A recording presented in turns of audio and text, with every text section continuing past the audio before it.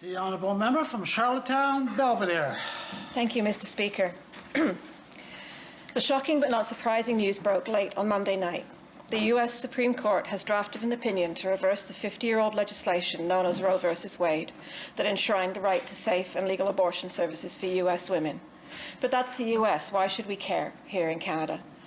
In Canada, abortion is legal at all stages of pregnancy, regardless of reason, and is publicly funded as a medical procedure under the combined effects of the Federal Canada Health Act and provincial healthcare systems.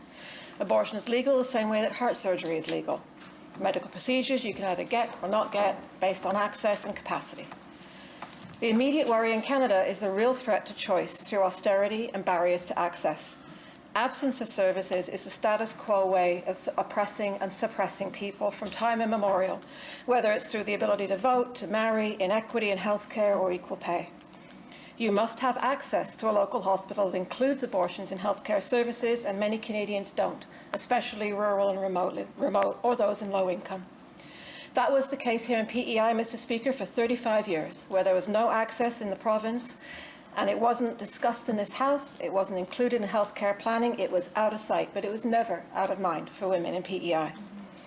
That oppression through denial of access to service changed only through the coordinated efforts over years by dedicated activists who eventually threatened the provincial government with legal action, which forced the province to provide full and unrestricted access to publicly funded medical services on the island beginning in 2017. That was only 5 years ago.